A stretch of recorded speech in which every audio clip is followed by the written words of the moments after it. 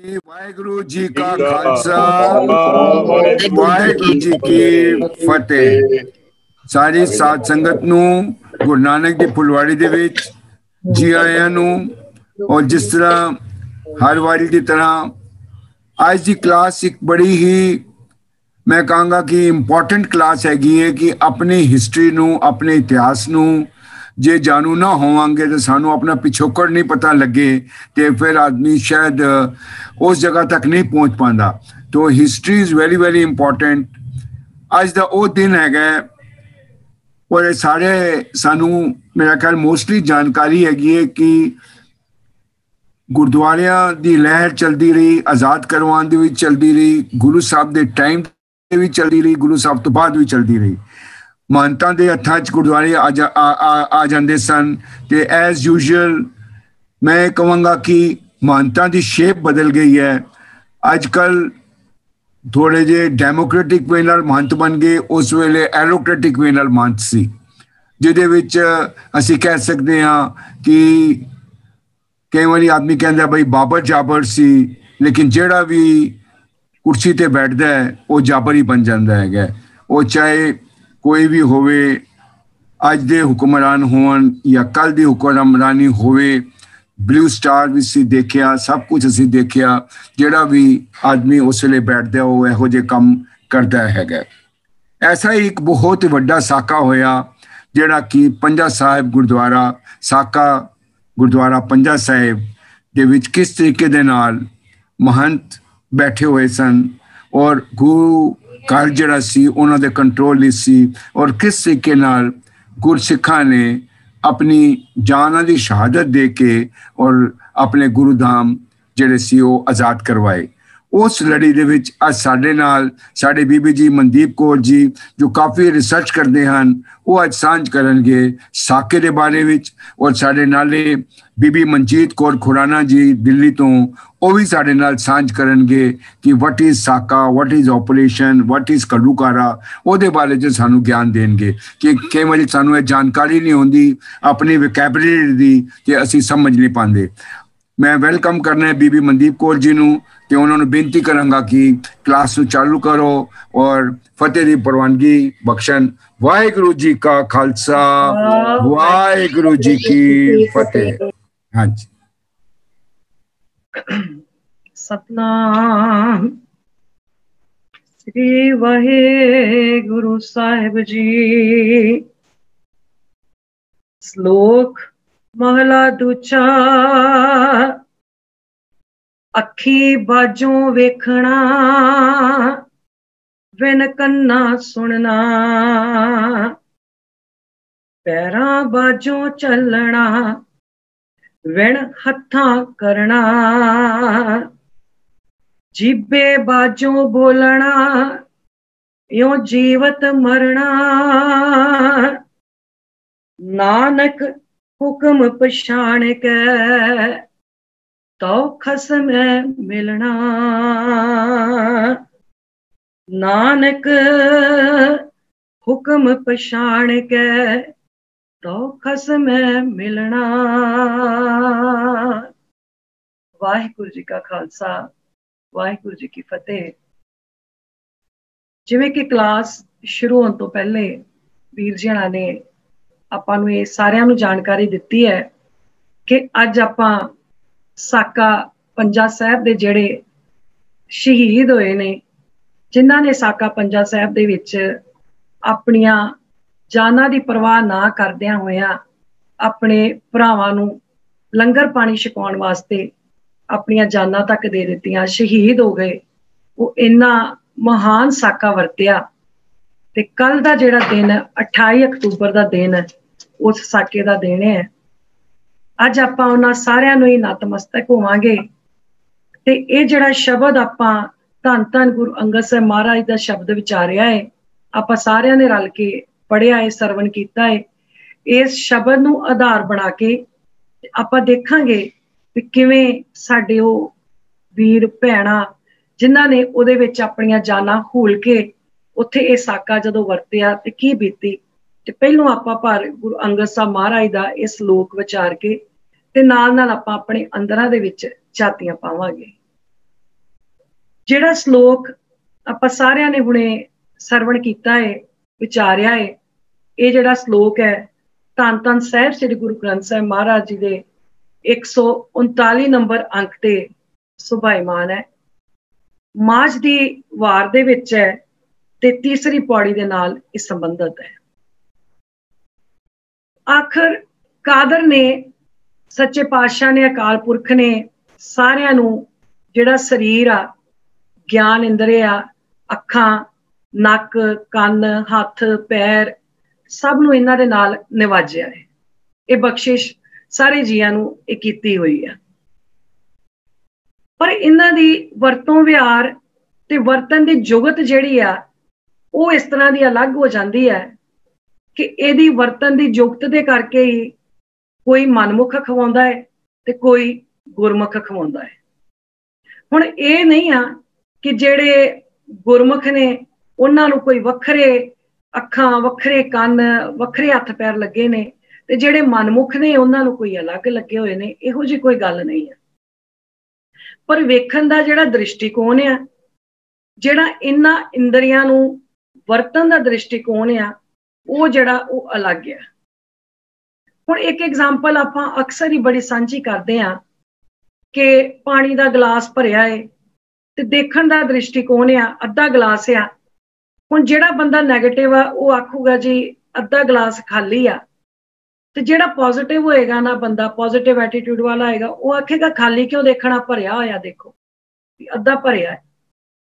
ਆਪਣੀ ਆਪਣੀ ਨਜ਼ਰ ਆ, ਆਪਣਾ ਆਪਣਾ ਦ੍ਰਿਸ਼ਟੀਕੋਣ ਆ। ਜਿਵੇਂ ਇਹਨੂੰ ਹੋਰ ਚੰਗੀ ਤਰ੍ਹਾਂ ਸਮਝਣਾ ਹੋਵੇ ਤੇ ਦੋ ਰਾਹਗੀਰ ਜਾ ਰਹੇ ਸੀ, ਆਪਣਾ ਸਫ਼ਰ ਤੈਅ ਕਰਦੇ ਕਰਦੇ ਥੱਕ ਗਏ। ਇੱਕ ਬੜਾ ਸੰਘਣਾ ਦਰਖਤ ਦੇਖਿਆ ਤੇ ਸੋਚਦੇ ਨੇ ਕਿ ਕਿਉਂ ਨਾ ਦੁਪਹਿਰ ਜਿਹੜੀ ਆ ਇਸ ਦਰਖਤ ਦੇ ਥੱਲੇ ਆਪਾਂ ਆਰਾਮ ਕਰਕੇ ਕੱਢ ਲਈਏ। ਦੋਨੋਂ ਜਾਣੇ ਉਸ ਦਰਖਤ ਦੇ ਥੱਲੇ ਲੰਮੇ ਪੈ ਗਏ ਤੇ ਉਹਨਾਂ ਦੋਨਾਂ ਦੀ ਨਿਗਾਹ ਇੰਨਾ ਸੰਘਣਾ ਜਿਹੜਾ ਰੁੱਖ ਆ ਉਹਦੇ ਵੱਲ ਗਈ ਹੈ। ਉਹਨਾਂ ਦੇ ਵਿੱਚੋਂ ਇੱਕ ਬੰਦਾ ਜਿਹੜਾ ਉਹ ਫਰਨੀਚਰ ਦਾ ਕੰਮ ਕਰਦਾ ਹੈ, ਉਹ ਲੱਕੜਹਾਰਾ ਫਰਨੀਚਰ ਦਾ ਕੰਮ ਕਰਦਾ ਹੈ। ਦੂਸਰਾ ਬੰਦਾ ਜਿਹੜਾ ਉਹ ਫਰੂਟ ਸੈਲਰ ਹੈ, ਫਰੂਟ ਵੇਚਦਾ ਹੈ, ਫਲਾਂ ਦਾ ਕੰਮ ਕਰਦਾ ਹੈ। ਜਿਹੜਾ ਫਰਨੀਚਰ ਦਾ ਕੰਮ ਕਰਦਾ ਹੈ ਉਹ ਆਖਦਾ ਹੈ ਵੀ ਇੰਨੀ ਲੱਕੜ ਵਧੀਆ, ਇੰਨਾ ਇਹ ਦਰਖਤ ਪਲਿਆ ਹੋਇਆ ਔਰ ਇੰਨੀ ਇਹਦੀ ਲੱਕੜ ਆ, ਜੇ ਇਹਨੂੰ ਮੈਂ ਵੱਢ ਲਵਾਂ ਤੇ ਇੰਨੇ ਦਾ ਫਰਨੀਚਰ ਬਣ ਜਾਵੇ, ਇੰਨੇ ਹਜ਼ਾਰ ਦੀ ਜਿਹੜੀ ਆ ਨਾ ਉਹ ਮੈਨੂੰ ਕਮਾਈ ਹੋ ਜਾਵੇ।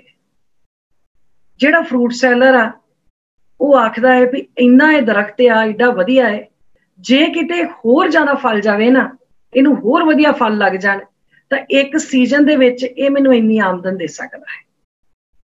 ਦਰਖਤ ਇੱਕ ਹੈ, ਦੇਖਣ ਦਾ ਨਜ਼ਰੀਆ ਜਿਹੜਾ ਹੈ ਉਹ ਅਲੱਗ-ਅਲੱਗ ਹੈ।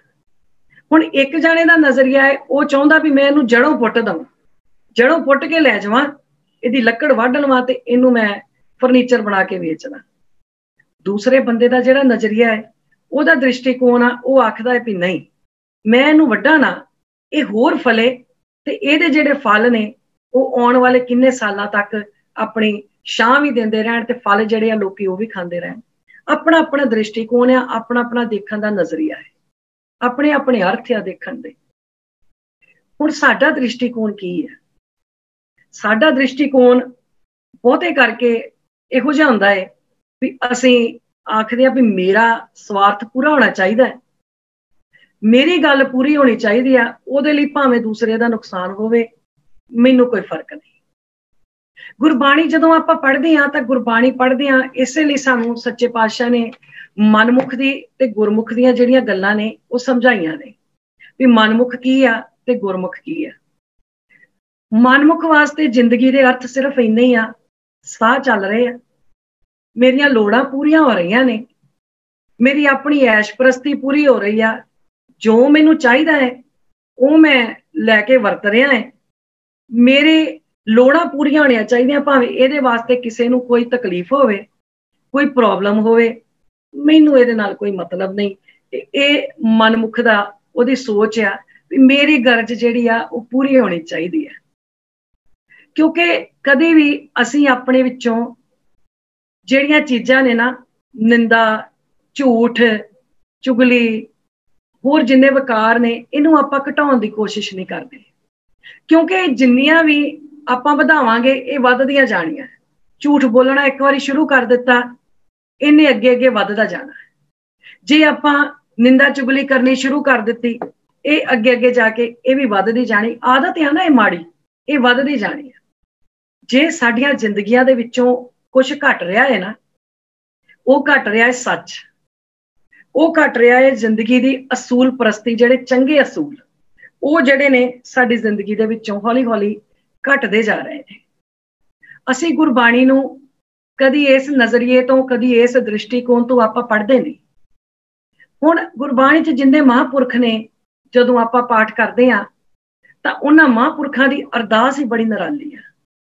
हुण असीं अरदास करदे हां ते साडी जिहड़ी अरदास आ वो बहुता करके साडे निज नाल सीमित है। मेरा इंज हो जे, मेरा इस तरह हो जे, मेरे परिवार दा। मंगना माड़ा नहीं है, मंगना चाहिदा है, पर असीं कदी भी अपनी अरदास दे विच बाबा नामदेव जी वांगू ये अरदास नहीं कीती भी लोभ लहर अत निजर बाजे, काया डूबे केसवा, संसार समुंदे, तार गोबिंदे, तार ले बाप बीठला। असी कदी भी जिहड़ी है ना वो ये वाली अरदास ये आपां नहीं कीती। हुण बाबा नामदेव जी आखदे ने, वो कहिंदे ने भी लोभ दीयां छल्लां उठदियां ने, ये लहरां नित दिन उठदियां ने, ते इन्हां लहरां दे विच मेरा जिहड़ा जीवन आ वो इस तरह ही गर्क हुंदा जा रहा। उन्हां दा नहीं, ये साडे वास्ते आ। पर आपां कदी ये अरदास करदे ही नहीं। असीं कहने आ भी मेरा लालच वस होके, लालसा दे वस होके असीं आखदे आ, असीं किहो किहो जे हरकतां करदे आ। अपणियां दे अपणियां ने कतल कीते, पुत्तां ने मावां नूं मारिया, मावां ने पुत्तां दे कतल करवाए, लालसा दे वस हो गए। हैगे ते वो भी साडे विचों ही आ ना। आखिर वो भी संसारी जीव ने जिन्हां ने इहो जिहियां हरकतां कीतियां ने, लालसा दे वस। ते कित्थे बाबा रविदास जी आख रहे ने, वो आखदे ने मेरी संगत पोच सोच दिन राती, मेरा करम कुटिलता जन्म को भांति, राम गुसैया जी के जीवना मोहे ना विसारो, मैं जन तेरा।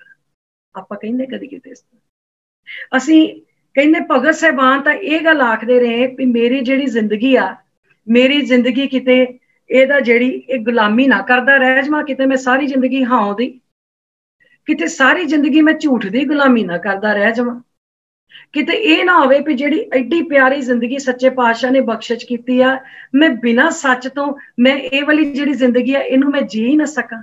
वो तां ये कहिंदे ने, पर आपां असीं की कहंदे आ, असीं कदी भी इहो जी अरदास जिहड़ी आ ना वो घट ही आ। जिहड़ी कोई होणगे गुरमुख जाने जिहड़े उस स्टेज ते पहुंचे, पर इहो जी अरदास बहुता करके आपां करदे कोई नहीं। हुण जिहड़ा शब्द आ धन धन गुरु अंगद पातशाह दा, वो आखदे ने अखीं बाजों वेखना। हुण ये पॉसीबल थोड़ी है किते, अखीं बाजों वेखना, बिन कन्ना सुनना, पैरां बाजों चलना, बिन हत्थां करना, जीभे बाजों बोलना। हुण जबान तो बिना बोलिया थोड़ी जा सकदा है। ये ते पॉसीबल नहीं ना हैगा भी असीं अखां तो बिना वेख लईए। जदों भी आपां गुरबाणी पढ़दे आ, गुरबाणी नूं पढ़न दियां स्टेजां ने। पहली स्टेज आ शाब्दिक तौर ते सानू गुरबाणी सही पढ़नी आनी चाहिए, यानी कि जिहड़े शब्द लिखे आ ना वो सानू सही तरह नाल समझ आने चाहिए भी महाराज ने लिखिया की ते मैं पढ़दा की। दूसरी जिहड़ी स्टेज आ वो आ कि जो सच्चे पातशाह साहब जी ने लिखिया है उहदे अर्थ की है, कि उहदे अर्थ भाव मैनू समझ लग रहे। तीसरी स्टेज आ उन्हां नूं किस कॉन्टैक्स्ट दे विच अर्थ लिखिया वो भाव अर्थ नूं समझ के गुरबाणी नूं पढ़ना। ते चौथी जिहड़ी स्टेज है ना, चौथी स्टेज ते कोई गुरमुख कोई विरला पहुंचा हुंदा जिहड़ा गुरबाणी नूं जींदा है ते आप गुरबाणी बन जांदा है। वो उन्हां दी आपां गल करनी अज आपां जिहड़े खुद गुरबाणी बने ने। वो जिहड़ी स्टेज है ना वो आउणी बड़ी औखी है। खैर महाराज ने आख्या अखीं बाजों, अखीं इत्थे वर्ड आया अखीं। उदन आपां गल करदे सी भी गुरबाणी दे विच जिहड़ियां बिंदियां लगियां ने ये किवें ने और कदों तो लगियां ने। अखीं दा मतलब जिहड़ी आपां पुरानी पंजाबी है ना, जिहड़ी पहली पंजाबी, अज भी आपां पिंडां थावां ते जाइए ते उत्थे जिहड़े पंजाबी अज आपां जिहड़ा एक वचन आपां कहने अख ते बहुवचन बोलना होवे असीं आखदे ने अखां। पर जिहड़ी पुरानी पंजाबी है ना उहदे विच अखां नहीं, उहदे विच बिंदी ला के आख दिता जांदा सी अखीं। ये उदाहरणां सानू गुरु ग्रंथ साहिब महाराज दे विचों मिलदियां ने। ਜਿਵੇਂ ਲਹਿਰੀ, ਜਦੋਂ ਆਪਾਂ ਵਾਰਾਂ ਤੇ ਵਧੀਕ ਦਾ ਪਾਠ ਕਰਦੇ ਆ ਨਾ, ਉੱਥੇ ਲਹਿਰਾ ਨਹੀਂ ਲਿਖਿਆ, ਉੱਥੇ ਲਿਖਿਆ ਏ ਲਹਿਰੀ, ਝੜ ਝੱਖੜ ਉਹਾੜ ਲਹਿਰੀ ਵਹਣ ਲਖੇਸਰੀ। ਉੱਥੇ ਲਹਿਰੀ ਉਹ ਬਿੰਦੀ ਆਪਣੇ ਕੋਲੋਂ ਪਾਉਣੀ।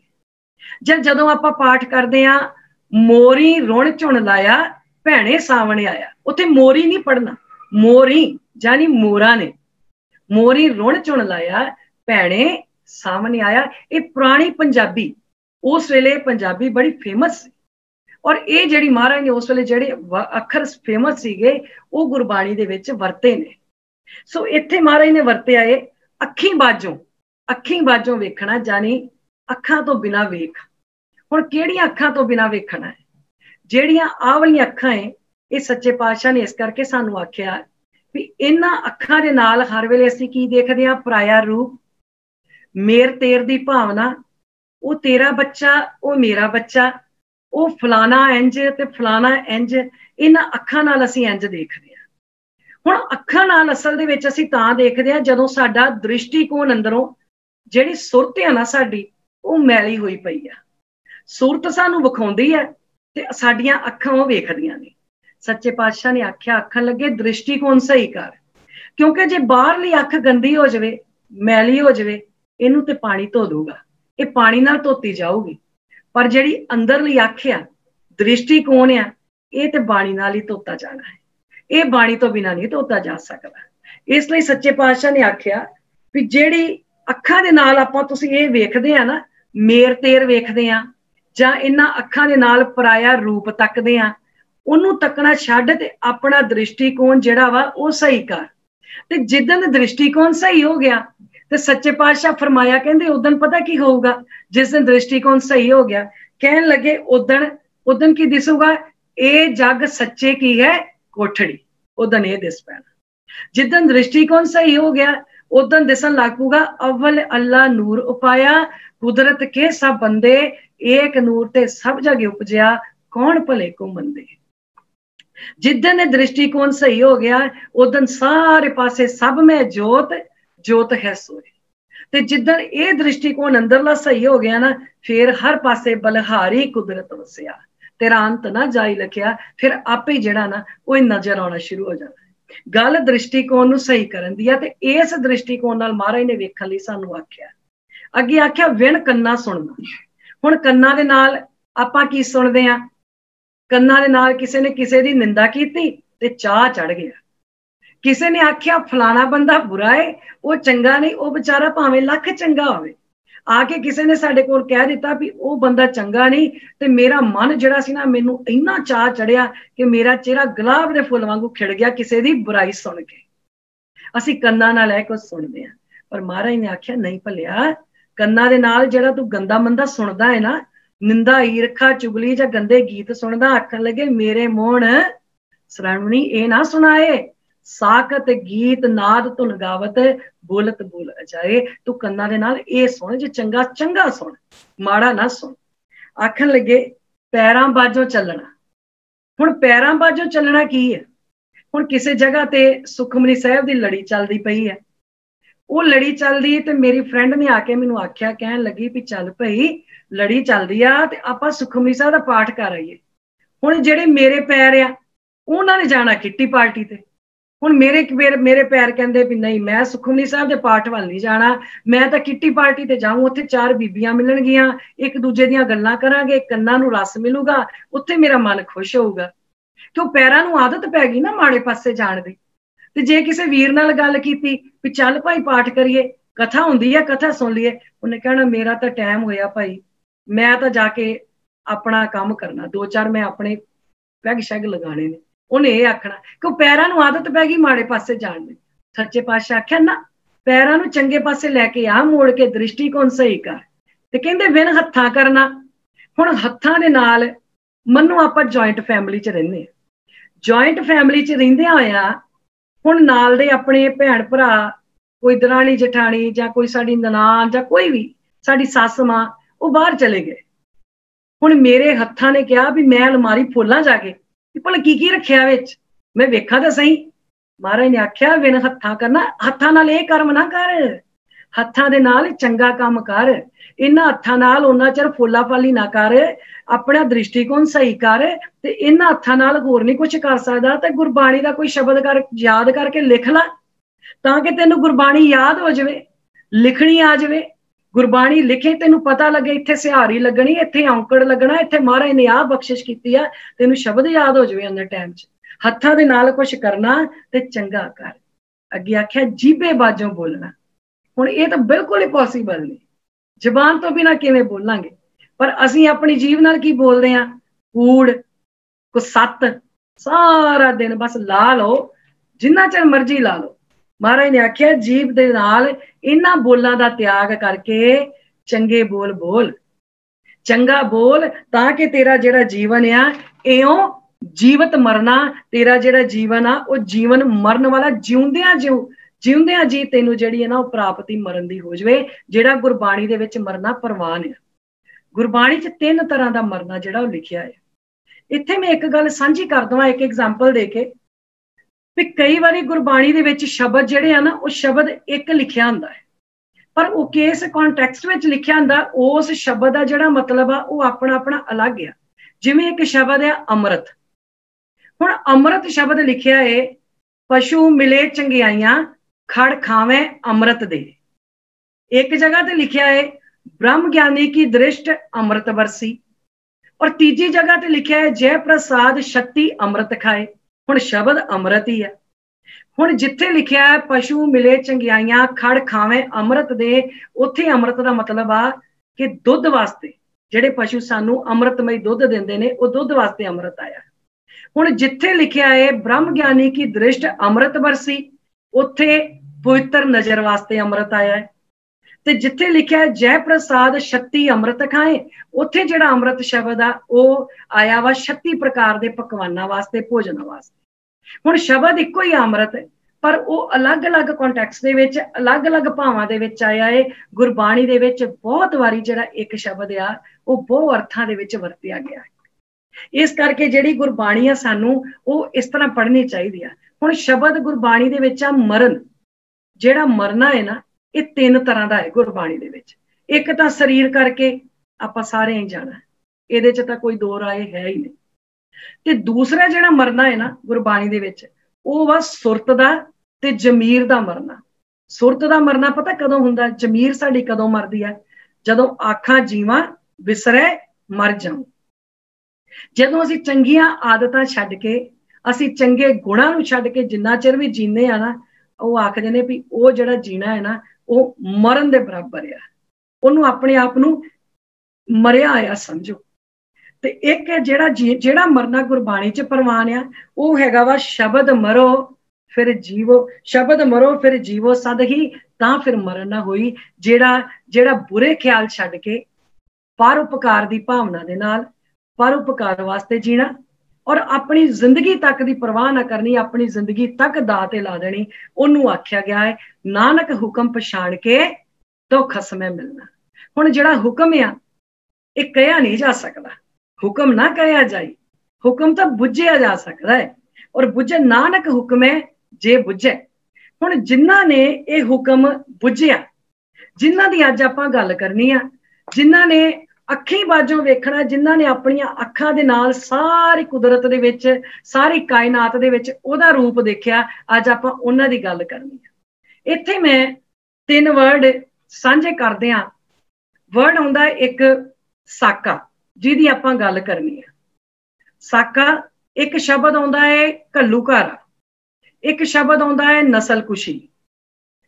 जिहड़ा साका शब्द आ, साके दा भाव हुंदा है कि जदों बहुत घट गिनती दे विच ना, जां एक बंदा ते जां बड़ी घट गिनती होवे, बहुती ज़्यादा गिनती ना होवे, ते जां एक जिहड़ा इंसान आ वो धर्म वास्ते परोपकार वास्ते जदों कोई काम करे ते शहादत दे देवे, उन्होंने आख्या जाता साका। जिवें साका चांदनी चौंक, साका ननकाना साहब, साका पंजा साहब, साका फेरू शहर जिहड़ा 3 नवंबर नूं आना है, साका जिहड़ा नाकिया सरहंद। जदों परोपकार वास्ते धर्म की रखिया दे वास्ते शांतमई शहादत दिती जावे, उन्होंने साका आख्या जाता है। ते जिहड़ा शब्द आ नस्ल कुशी तो भाव आ जदों कोई साजिश होवे ते उस साजिश के तहत किसी भी एक कौम का घाण कर दिता जाए। जिवें 1984 दे विच नवंबर च होया। एक रिपोर्ट के मुताबिक 1947 तो लैके नवंबर 1984 तक जिहड़े दंगे होए ने सिर्फ 307 वारी होए ने पूरे भारत दे विच। पर ना जिहड़ा दिल्ली दे विच नस्लकुशी नूं दिता गया वो दंगियां दा दिता गया जदों कि वो नस्लकुशी सी। एक शब्द आउंदा है घल्लूघारा, जिहड़े सिख कौम ते 3 वापरे ने। घल्लूघारे दा मतलब हुंदा है जदों किसी भी कौम दे उत्ते कोई विपता बहुत पई होवे ते उस कौम दा एक हिस्सा जिहड़ा वो अपने हक्कां वास्ते भी सानू बराबर दे हक मिलने चाहिए ने, अपने हक्कां वास्ते हथियारबंद हो जाए ते वो जिहड़ी हथियारबंद होई धिर आ उन्नू मारन दी आड़ दे विच जिहड़ी हुकूमत आ वो सारी कौम दा जिहड़ा घाण करे, सारी कौम दा कतलेआम करे, उन्नू घल्लूघारा आख्या जांदा है। जिवें साडे कौम ते 3 घल्लूघारे मेन वापरे ने। पहला घल्लूघारा आया 1746 जिन्हों छोटा घल्लूघारा आख्या जांदा है। 1762 वड्डा घल्लूघारा जिहड़ा अज दे दिनां च होया 1984 जून वो तीजा घल्लूघारा जिन्हों नाम दिता गया ऑपरेशन दा। ऑपरेशन का मतलब साडे ग्रुप च बड़े पढ़े लिखे मैंबर ने, डॉक्टर साहब भी ने। ऑपरेशन का मतलब हुंदा जदों शरीर का कोई अंग खराब हो जाए ना उस अंग नूं जां तां ठीक कर देना, उन्होंने ठीक कर देना, जां तां उन्होंने कट वध करके ते जां कट के शरीर तो बाहर सुट देना, उन्होंने ऑपरेशन आख्या जाता है। अगलियां वो नाम दिता साडे घल्लूघारे। खैर ये मेरा अज का विषय नहीं है, मैं ये सिर्फ एक मतलब दसे ने भी साका घल्लूघारा नस्लकुशी इन्हां दे की मतलब ने। ते जिहड़े साके नूं अज आपां नतमस्तक होना है साका पंजा साहब। जदों भी असीं किसी इतिहास के नाल सांझ पाउणी होवे ते सब तो पहला उस इतिहास के जिहड़े बीज रूप मूल रूप दे विच ओह कित्थों तुरिया उहदे नाल सांझ पाउणी बड़ी जरूरी है। एक गल मैं इत्थे बड़ी वधिया सांझी कर दवां कि इतिहास कदी भी बेजान नहीं होया करदे। इतिहास तो असीं हमेशा सिक्ख्या लैणी हुंदी है। और बड़े सियाणे किसी का मैं वचन पढ़िया सी कि जिहड़ियां कौमां अपना इतिहास नहीं ना वरतदियां इतिहास उन्हां कौमां नूं वरतदा, फिर वो इतिहास फिर वरतदा जे असीं इतिहास तो सिक्ख्या नहीं लैंदे। जिहड़ा साका पंजा साहब का इतिहास आ ये मेन रूप दे विच गुरु के बाग मोर्चे दे नाल जुड़िया है, इहदा बीज रूप। पर गुरु के बाग का जिहड़ा मोर्चा है ओहदा जिहड़ा बीज रूप आ वो गुरुद्वारा सुधार लहर दे नाल जुड़िया है। गुरुद्वारा सुधार लहर जिहड़ी आ वो 1920 दे विच तकरीबन शुरू हुई। 1920 तो लैके ते 1922 तक जिहड़े मेन गुरुद्वारा साहिबान सी इतिहासक वो साडे सिखां ने आजाद करवाए ते श्रोमणी कमेटी बन गई। श्रोमणी कमेटी दे अंडर वो गुरुद्वारा साहिबान आ गए।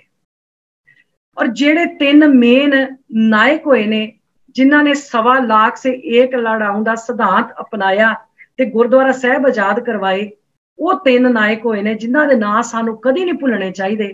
वो नायक होए ने सरदार करतार सिंह झब्बर, सरदार तेजा सिंह पुच्चर, सरदार लौरा सिंह। बाद विच उन्हां दे नाल फिर साका ननकाना साहब दे होर बड़े सरदार वरियाम सिंह हणी 2 नाम होए ने सरदार वरियाम सिंह हणा दे। फिर सरदार लक्ष्मण सिंह धारोवाली, इस तरह बहुत नाम बाद विच जुड़ते गए ने। पर जिहड़े 3 नायक होए ने वो ये होए ने।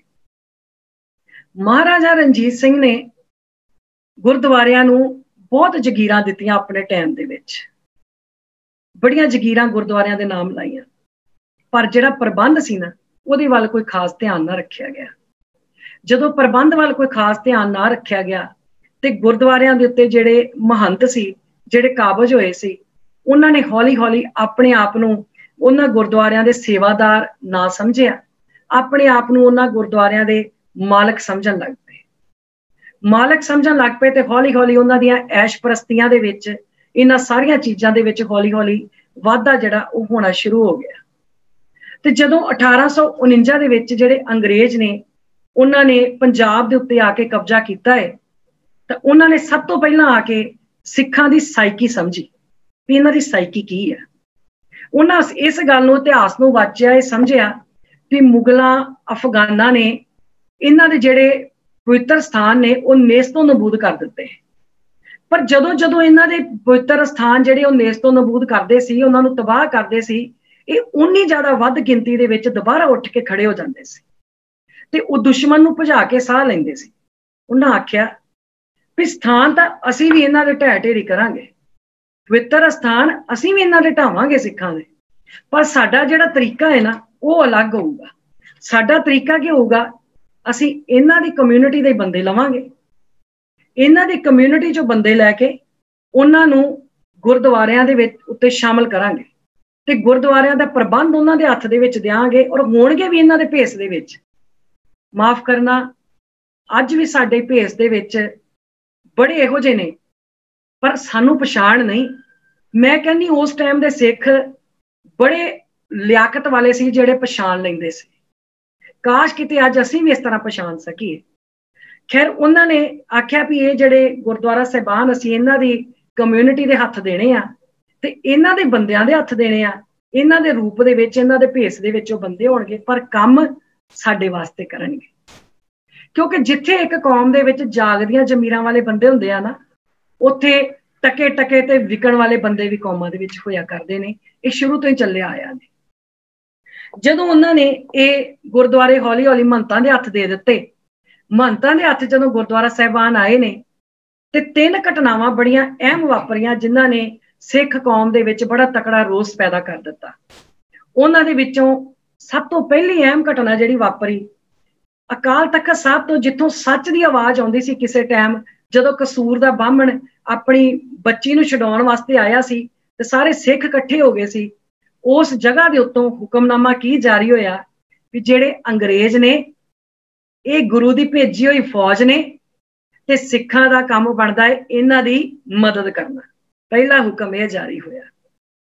ਜਿਹੜਾ ਦੂਜਾ ਹੁਕਮ ਉੱਥੋਂ ਜਾਰੀ ਹੋਇਆ ਉਹ 1915 ਦੇ ਵਿੱਚ ਜਿਹੜੇ ਗਦਰੀ ਬਾਬੇ ਸੀ, ਸਰਦਾਰ ਬਾਬਾ ਗੁਰਦਿੱਤ ਸਿੰਘ ਕਾਮਾਗਾਟਾ ਮਾਰੂ ਤੇ ਹੋਰ ਜਿਹੜੇ ਗਦਰੀ ਬਾਬੇ ਸੀ, ਉਹਨਾਂ ਦੇ ਖਿਲਾਫ ਹੁਕਮਨਾਮਾ ਜਾਰੀ ਹੋਇਆ ਵੀ ਇਹਨਾਂ ਦੇ ਨਾਲ ਮੇਲ ਮਿਲਾਪ ਨਾ ਰੱਖਿਆ ਜਾਵੇ, ਇਹਨਾਂ ਨਾਲ ਕੋਈ ਵੀ ਆਪਣੀ ਸਾਂਝ ਨਾ ਰੱਖੇ।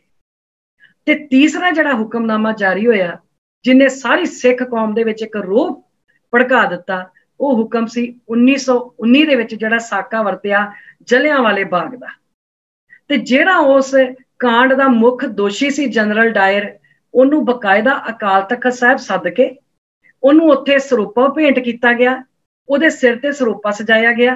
ਤਾਂ ਉਹਨੇ ਇੱਕ ਗੱਲ ਆਖੀ, ਜਿਹੜੀ ਮਹੰਤ ਸੀ ਉਸ ਵੇਲੇ ਦੇ, ਉਹ ਕਹਿੰਦਾ ਵੀ ਮੈਨੂੰ ਇਹ ਇਤਰਾਜ਼ ਨਹੀਂ, ਤੁਸੀਂ ਮੇਰੇ ਸਿਰ ਤੇ ਸਰੂਪਾ ਬੰਨ੍ਹਤਾ, ਕੋਈ ਗੱਲ ਨਹੀਂ, ਤੁਸੀਂ ਕਹਿਤਾ ਵੀ ਇਹ ਸਿੱਖ ਬਣ ਗਿਆ, ਮੈਂ ਬਣ ਗਿਆ, ਪਰ ਮੈਂ ਸਿਗਰਟ ਪੀਣੀ ਨਹੀਂ ਜੇ ਛੱਡਣੀ।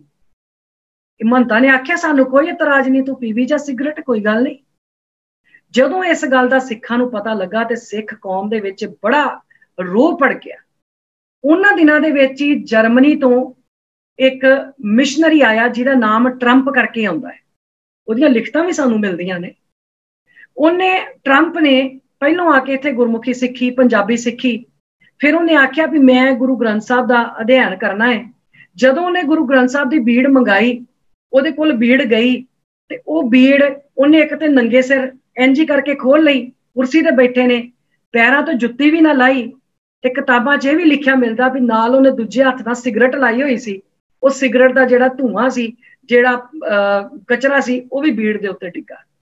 ਜਦੋਂ ਇਸ ਗੱਲ ਦਾ ਸਿੱਖਾਂ ਨੂੰ ਪਤਾ ਲੱਗਾ ਤਾਂ ਸਾਰੀ ਸਿੱਖ ਕੌਮ ਦੇ ਵਿੱਚ ਨਾ ਕ੍ਰੋਧ ਦੇ ਭਾਂਬੜ ਬਲ ਗਏ ਵੀ ਇਹਦਾ ਮਤਲਬ ਵੀ ਹੁਣ ਗੁਰਦੁਆਰੇ ਜਿਹੜੇ ਨੇ ਉਹ ਆਜ਼ਾਦ ਕਰਾਉਣੇ ਪੈਣੇ ਆ, ਨਹੀਂ ਤਾਂ ਇਹਨਾਂ ਨੇ ਤਾਂ ਬਹੁਤ ਕੁਛ ਇਸ ਤਰ੍ਹਾਂ ਕਰ ਦੇਣਾ।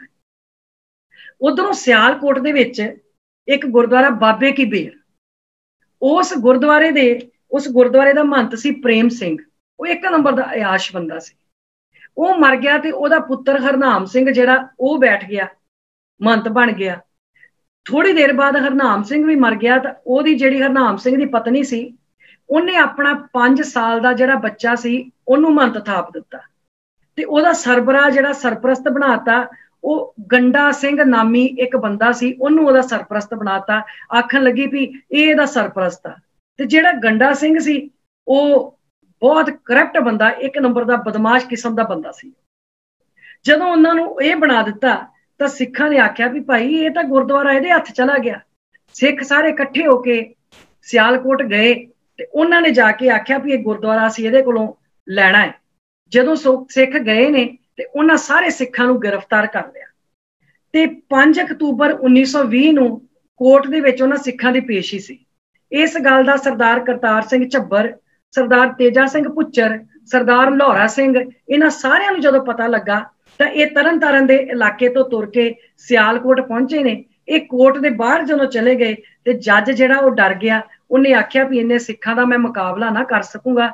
ਉਹਨਾਂ ਨੇ ਕੀ ਕੀਤਾ ਵੀ ਜਿਹੜਾ ਸਿਆਲਕੋਟ ਦਾ ਗੁਰਦੁਆਰਾ ਸੀ ਉਹ ਆਜ਼ਾਦ ਕਰ ਦਿੱਤਾ। ਇਸ ਤਰ੍ਹਾਂ ਜਿਹੜਾ ਪਹਿਲਾ ਗੁਰਦੁਆਰਾ ਸਿੱਖਾਂ ਆਜ਼ਾਦ ਕਰਾਇਆ ਉਹ ਇਹ ਗੁਰਦੁਆਰਾ ਆਜ਼ਾਦ ਹੋ ਗਿਆ। ਫਿਰ 12 ਅਕਤੂਬਰ 1920 ਨੂੰ ਇੱਕ ਘਟਨਾ ਹੋਰ ਵਾਪਰੀ। ਉਸ ਘਟਨਾ ਦੇ ਵਿੱਚ ਜਿਹੜੀ ਆਖੀ ਜਾਂਦੀ ਅਛੂਤ ਜਾਤੀ ਆ, ਵੈਸੇ ਤੇ ਸਾਡਾ ਕੋਈ ਸੰਬੰਧ ਨਹੀਂ, ਪਰ ਜਿਹੜੀ ਕਿਹਾ ਜਾਂਦਾ ਵੀ ਇਹ ਅਛੂਤ ਜਾਤੀ ਆ, ਸ਼ੂਦਰ ਨੇ, ਉਹਨਾਂ ਦਾ ਇੱਕ ਬੰਦਾ ਪਰਿਵਾਰ ਉਹਨਾਂ ਨੇ ਅੰਮ੍ਰਿਤ ਛਕਿਆ, ਖੰਡੇ ਬਾਟੇ ਦੀ ਪਾਹਲ ਲਈ ਤੇ ਸਰਦਾਰ ਕਰਤਾਰ ਸਿੰਘ ਝੱਬਰ ਹਣੀ ਤੇ ਸਰਦਾਰ ਤੇਜਾ ਸਿੰਘ ਭੁੱਚਰ ਹਣੀ ਉਹਨਾਂ ਨੂੰ ਦਰਬਾਰ ਸਾਹਿਬ ਮੱਥਾ ਟਿਕਾਉਣ ਲੈ ਕੇ ਗਏ। ਜਦੋਂ ਮੱਥਾ ਟਿਕਾਉਣ ਲੈ ਕੇ ਗਏ ਨੇ ਤੇ ਇਹਨਾਂ ਨੇ ਮਹੰਤਾਂ ਨੇ ਕੀ ਕੀਤਾ ਵੀ ਦਰਵਾਜ਼ੇ ਬੰਦ ਕਰ ਦਿੱਤੇ ਵੀ ਇਹ ਅਛੂਤ ਆ, ਸ਼ੂਦਰ ਆ, ਅਸੀਂ ਇਹਨੂੰ ਮੱਥਾ ਨਹੀਂ ਟੇਕਣ ਦੇਣਾ। ਤੇ ਇਹਨਾਂ ਨੇ ਸਰਦਾਰ ਝੱਬਰ ਹਣਾ ਨੇ ਆਪ ਦਰਵਾਜ਼ੇ ਖੋਲੇ ਖਲਵਾਏ ਤੇ ਸਰਦਾਰ ਤੇਜਾ ਸਿੰਘ ਹਣਾ ਨੂੰ ਉਸ ਵੇਲੇ ਉੱਥੋਂ ਦਾ ਜਥੇਦਾਰ ਥਾਪਿਆ ਤੇ ਉਹਨਾਂ ਨੂੰ ਮੱਥਾ ਵੀ ਟਿਕਾਇਆ। ਇਸ ਤਰ੍ਹਾਂ ਜਿਹੜੀ ਇਹ ਉਹ ਗੁਰਦੁਆਰਾ ਸਿੱਖਾਂ ਦੇ ਹੱਥ ਇੰਝ ਆਇਆ ਦਰਬਾਰ ਸਾਹਿਬ। ਫਿਰ 20 ਅਕਤੂਬਰ 1920 ਨੂੰ ਇੱਕ ਸਿੱਖ ਸੀ, ਉਹ ਅੰਗਰੇਜ਼ਾਂ ਦੀ ਫੌਜ ਦੇ ਵਿੱਚ ਨੌਕਰੀ ਕਰਦਾ ਸੀ। ਉਹ ਗੁਰਦੁਆਰਾ ਪੰਜਾ ਸਾਹਿਬ ਮੱਥਾ ਟੇਕਣ ਗਿਆ।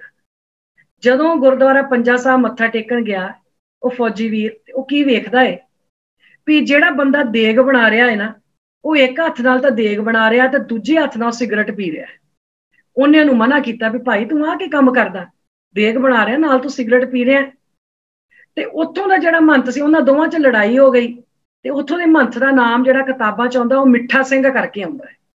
ਮਿੱਠਾ ਸਿੰਘ ਦੇ ਭਰਾ ਨੇ ਕੀ ਕੀਤਾ, ਗੋਲੀ ਚਲਾਤੀ। ਉਹ ਗੋਲੀ ਫੌਜੀ ਵੀਰ ਨੂੰ ਲੱਗ ਗਈ। ਇੰਨੀ ਦੇਰ ਨੂੰ ਸਾਰੇ ਲੋਕਾਂ ਨੂੰ ਜਦੋਂ ਪਤਾ ਲੱਗਾ, ਉੱਥੇ ਲੋਕ ਇਕੱਠੇ ਹੋ ਗਏ ਤੇ ਉਹਨਾਂ ਨੇ ਆ ਕੇ ਜਦੋਂ ਗੁਰਦੁਆਰਾ ਸਾਹਿਬ ਨੂੰ ਘੇਰਾ ਪਾ ਲਿਆ ਪੰਜਾ ਸਾਹਿਬ ਨੂੰ, ਤਾਂ ਜਿਹੜਾ ਮਿੱਠਾ ਸਿੰਘ ਸੀ ਇਹਦੀ ਹਾਰਟ ਅਟੈਕ ਦੇ ਨਾਲ ਹੀ ਉਸ ਵੇਲੇ ਮੌਤ ਹੋ ਗਈ। ਇਸ ਤਰ੍ਹਾਂ ਹੌਲੀ ਹੌਲੀ ਕਰਕੇ ਇਹ ਜਿਹੜਾ ਗੁਰਦੁਆਰਾ ਸਾਹਿਬਾਨ ਵੀ ਸਿੱਖਾਂ ਦੇ ਹੱਥ ਵਿੱਚ ਆਇਆ। ਜਨਵਰੀ 1921 ਨੂੰ ਤਰਨਤਾਰਨ ਸਾਹਿਬ ਦੇ ਗੁਰਦੁਆਰਾ ਜਿਹੜੇ ਨੇ ਉਹ ਸਿੱਖਾਂ ਦੇ ਹੱਥ ਵਿੱਚ ਆਏ। ਉਹ 'ਚ ਸਰਦਾਰ ਹੁਕਮ ਸਿੰਘ ਹਣਾ ਦਾ ਬੜਾ ਨਾਮ ਆਉਂਦਾ ਹੈ। ਉਹ ਤਰਨਤਾਰਨ ਦੇ ਬਿਲਕੁਲ ਨਾਲ ਲੱਗਦਾ ਪਿੰਡ ਆਲਾ ਦੀਨਪੁਰ, ਉੱਥੋਂ ਦੇ ਰਹਿਣ ਵਾਲੇ ਹੋਏ ਨੇ। ਉਹਨਾਂ ਦਾ ਨਾਮ ਉਸ ਗੁਰਦੁਆਰੇ ਦੇ ਵਿੱਚ ਬੜਾ ਮਤਲਬ ਲੱਗਦਾ, ਉਹਨਾਂ ਨੇ ਬੜਾ ਵਧੀਆ ਰੋਲ ਨਿਭਾਇਆ। ਫਿਰ ਇਸ ਤਰ੍ਹਾਂ ਕਰਕੇ ਹੌਲੀ ਹੌਲੀ ਸਾਕਾ ਨਨਕਾਣਾ ਸਾਹਿਬ ਵਾਪਰਿਆ। ਉਹ ਜਦੋਂ ਵੀ ਫਰਵਰੀ ਦੇ ਵਿੱਚ ਉਹ ਦਿਨ ਆਉਣਗੇ ਤੇ ਫਿਰ ਆਪਾਂ ਸਾਕਾ ਨਨਕਾਣਾ ਸਾਹਿਬ ਸਾਰਾ ਜਿਹੜਾ ਜ਼ਰੂਰ ਵਿਚਾਰਾਂਗੇ। ਸਾਕਾ ਨਨਕਾਣਾ ਸਾਹਿਬ ਤੋਂ ਬਾਅਦ ਸਿੱਖਾਂ ਦੇ ਹੱਥਾਂ ਦੇ ਵਿੱਚ ਜਿਹੜੇ ਨੇ ਉਹ ਗੁਰਦੁਆਰੇ ਆ ਗਏ ਤੇ ਜਿਸ ਗੁਰਦੁਆਰੇ ਦਾ ਆਪਾਂ ਜਿਸ ਸਾਕੇ ਦਾ ਇਸ ਤਰ੍ਹਾਂ ਹੀ ਗੁਰਦੁਆਰਾ ਸੁਧਾਰ ਲੈ ਚਲਦੀ ਗੁਰਦੁਆਰੇ ਤਾਂ ਸਿੱਖਾਂ ਦੇ ਹੱਥਾਂ ਦੇ ਵਿੱਚ ਆ ਗਏ, ਪਰ ਨਾਲ ਮਹੰਤ ਵੀ ਵਿੱਚ ਕਾਬਜ ਰਹੇ ਗੁਰਦੁਆਰਿਆਂ ਦੇ ਉੱਤੇ। ਅੰਮ੍ਰਿਤਸਰ ਤੋਂ 20 ਕਿਲੋਮੀਟਰ ਦੂਰ ਆ ਪਿੰਡ ਕੁੱਕੇਵਾਲੀ। ਉਸ ਪਿੰਡ ਦੇ ਵਿੱਚ 2 ਗੁਰਦੁਆਰੇ ਨੇ, ਇੱਕ ਗੁਰਦੁਆਰਾ ਬੌਲੀ ਸਾਹਿਬ ਤੇ ਇੱਕ ਗੁਰਦੁਆਰਾ ਗੁਰੂ ਕਾ ਬਾਗ, ਜਿਹਦੀ ਆਪਾਂ ਗੱਲ ਕਰਨੀ। ਉਹ ਗੁਰੂ ਕਾ ਬਾਗ ਜਿਹੜਾ ਗੁਰਦੁਆਰਾ, ਉੱਥੋਂ ਦਾ ਮਹੰਤ ਹੋਇਆ ਸੁੰਦਰਦਾਸ। ਸੁੰਦਰਦਾਸ ਬਹੁਤ ਇਆਸ਼ ਕਿਸਮ ਦਾ ਬੰਦਾ ਤੇ ਉਹਨੇ ਬਹੁਤ ਹੀ ਇਸਤਰੀਆਂ ਨੂੰ, ਔਰਤਾਂ ਨੂੰ ਨਜਾਇਜ਼ ਉੱਥੇ ਰੱਖਿਆ ਹੋਇਆ ਸੀ। ਸਿੱਖਾਂ ਨੇ ਉਹਨੂੰ ਕਿਹਾ ਵੀ ਭਾਈ ਤੂੰ ਆਹ ਕੰਮ ਨਾ ਕਰ, ਕਿਉਂਕਿ ਗੁਰਦੁਆਰੇ ਦੇ ਨਾਂ ਤੇ ਜ਼ਮੀਨ ਜਿਹੜੀ 65-70 ਕਿੱਲੇ ਜ਼ਮੀਨ ਗੁਰਦੁਆਰੇ ਦੇ ਨਾਮ ਤੇ ਸੀ। ਤੇ ਸਿੱਖਾਂ ਨੇ ਆਖਿਆ ਵੀ ਜਾਂ ਤਾਂ ਤੂੰ ਇਹ ਕੰਮ ਬੰਦ ਕਰ ਦੇ, ਨਹੀਂ ਤੇ ਇਹ ਗੁਰਦੁਆਰਾ ਵੀ ਤੇਰੇ ਕੋਲ ਅਸੀਂ ਆਜ਼ਾਦ ਕਰਾ ਲੈਣਾ। ਉਹਨੇ ਕੀ ਕੀਤਾ, ਕਹਿੰਦੇ ਵੀ ਇੱਕ ਔਰਤ ਨਾਲ ਤੂੰ ਵਿਆਹ ਕਰ। ਉਹਨੇ ਈਸ਼ਵਰੀ ਨਾਂ ਦੀ ਇੱਕ ਔਰਤ ਦੇ ਨਾਲ ਵਿਆਹ ਕਰ ਲਿਆ।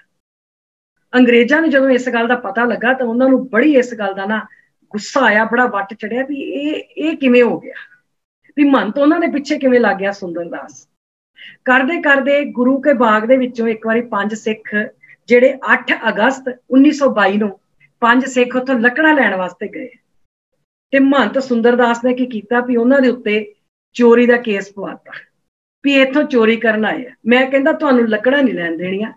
ਸਿੱਖ ਆਖਣ ਲੱਗੇ ਵੀ ਤੂੰ ਕੌਣ ਹੋਵੇਂ, ਗੁਰਦੁਆਰਾ ਗੁਰੂ ਦਾ, ਗੁਰਦੁਆਰਾ ਸਿੱਖਾਂ ਦਾ, ਤੂੰ ਤਾਂ ਇੱਥੇ ਸੇਵਾਦਾਰ ਆ, ਤੂੰ ਕਿਵੇਂ ਕਹਿ ਸਕਦਾ ਵੀ ਅਸੀਂ ਲੱਕੜਾਂ ਨਾ ਲਈਏ। ਉਹਨੇ ਆਖਿਆ भी मैं लैन नहीं देनियां। सिखां जदों लकड़ां लईआं उन्हें चोरी का केस पवाता। जदों सिखां दे उत्ते चोरी का केस पवाता ते ओह जिहड़े सिख ने 5 ओह गिरफ्तार कर लए गए। इस गल तो सिखां ने आख्या भी असीं रोज जिहड़े 5-5 दे जथे सिखां दे बना के उत्थे जाण लगे। जदों 5-5 दे जथे जाण लगे ते उन्हां दे उत्ते बड़ा जुल्म कीता जांदा, उन्हां नूं मारिया कुੱਟਿਆ ਜਾਂਦਾ, उन्हां दी बुरी हालत जिहड़ी आ ओह कीती जांदी, सिख बड़े जख्मी हुंदे। इन्ने दिन नूं करदियां करदियां 8 अगस्त तो चलदियां 25 अगस्त का दिन आ गया। उदों मस्सिया का दिन सी। 25 अगस्त नूं काफ़ी गिनती दे विच सिख जिहड़े ओह गुरुद्वारे आए ने ते उत्थों दा SP जी दा नाम BT करके आंदा है। उस SP ने उन्हां नूं सिखां दे बड़े जुल्म कीते भी ये इत्थे किवें आ गए मत्था टेकण वास्ते। उन्हें बड़े उन्हां ते तशद्दद ढाए, डांगा वराइयां, बड़ा कुछ किया। सिख बड़े जख्मी होए ते उन्हां नूं गिरफ्तार कर लिया। इस रोस वजों रोज गुरु के बाग दे विच 100 दा सिखां दा जथा जिहड़ा ओह जाण लग पिया ते ओह 100 दा जिहड़ा जथा वा ओह गिरफ्तारी देण लग पिया। गिरफ्तारी दिंदे ने, सिख जांदे ने, 100 दा जथा बना के जांदे ने, उन्हां दे उत्ते बहुत जुल्म कीते जांदे ने ते ओह जिहड़ा उन्हां नूं गिरफ्तार कर लिया जांदा है, उन्हां दे उत्ते जुल्म कीते जांदे ने। इस तरह करदियां करदियां जदों जेलां भर गईयां ते फैसला किया गया भी इत्थे तो हुण असीं इन्ने बंदे रख नहीं सकदे, इन्हां नूं आपां अटक दी जिहड़ी जेल आ उत्थे भेज दईए। अटक दी जेल दे विच जदों भेजण दा फैसला होया तां उस रेल गड्डी ने जिस रेल गड्डी दे विच बिठा के भेजना सी, ओह रेल गड्डी जिहड़ी आ ओह पंजा साहिब दे स्थान तो भी जिहड़ी हसन अबदाल उस स्थान तो भी लंघणी सी। जदों इस गल दा पता इस जिहड़े 2 मेन साडे शहीद होए ने इस साके दे, सरदार प्रताप सिंह, सरदार करम सिंह, इन्हां दे बारे जिहड़ी जानकारी आ नाल नाल आपां नूं इह भी होनी बड़ी जरूरी है।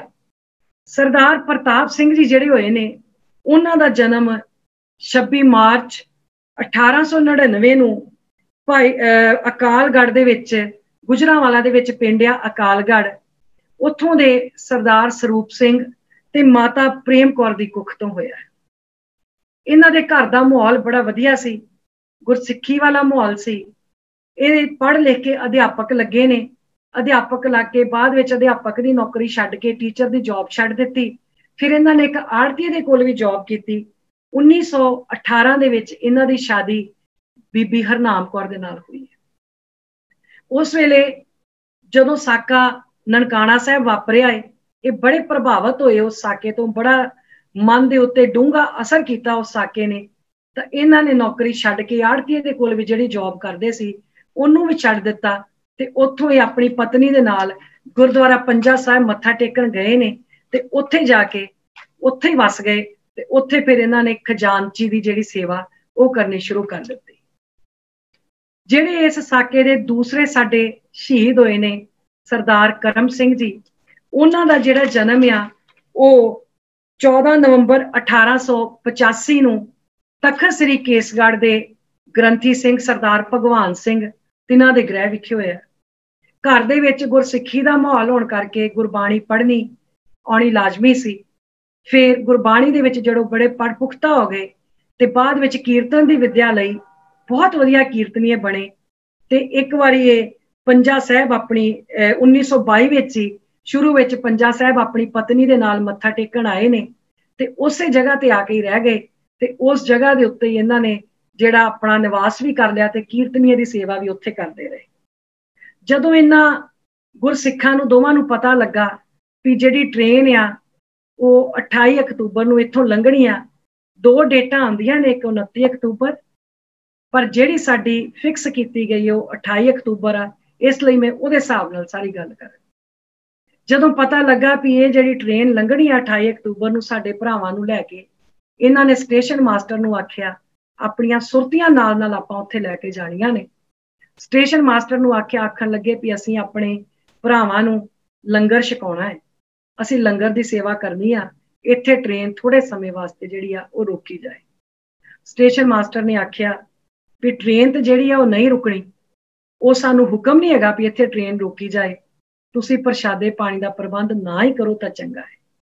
इन्हां आख्या भी असीं गुरमता कर लिया है ਪ੍ਰਸ਼ਾਦਾ ਤੇ ਅਸੀਂ ਤਿਆਰ ਕਰਾਂਗੇ, ਆਪਣੇ ਭਰਾਵਾਂ ਨੂੰ ਹਰ ਕੀਮਤ ਤੇ ਪ੍ਰਸ਼ਾਦਾ ਵੀ ਛਕਾਵਾਂਗੇ। ਕਿਉਂਕਿ ਜਿਹੜੀਆਂ ਇਹਨਾਂ ਦੀ ਜ਼ਿੰਦਗੀ ਸੀ, ਜਿਹੜਾ ਇਹਨਾਂ ਦੀਆਂ ਅੱਖਾਂ ਸੀ, ਅੱਖੀ ਬਾਝੋਂ ਵੇਖਣਾ, ਅੱਖਾਂ ਜਿਹੜੀਆਂ ਸੀ ਉਹਨਾਂ ਨੇ ਸਾਰੀ ਕੁਦਰਤ ਨੂੰ ਇੱਕ ਵੇਖਣਾ ਸ਼ੁਰੂ ਕਰ ਦਿੱਤਾ ਸੀ। ਕੁਦਰਤ ਕੇ ਸਭ ਬੰਦੇ ਸਾਰੀ ਦੁਨੀਆ 'ਚ ਨਜ਼ਰ ਆਉਣੇ ਸ਼ੁਰੂ ਹੋ ਗਏ ਸੀ। ਸਭ ਮੈਂ ਜੋਤ ਜੋਤ ਹੈ ਸੋਏ, ਜਿਉਂਦਿਆਂ ਮਰਨਾ ਪ੍ਰਵਾਨ ਕਰ ਲਿਆ ਸੀ, ਹੁਕਮ ਨੂੰ ਬੁੱਝ ਲਿਆ ਸੀ। ਇਸ ਕਰਕੇ ਇਹਨਾਂ ਆਖਿਆ ਵੀ ਅਸੀਂ ਗੁਰਮਤਾ ਜਿਹੜਾ ਪਾਸ ਕਰ ਲਿਆ ਹੈ, ਇਹ ਇੰਝ ਹੀ ਹੋਊਗਾ।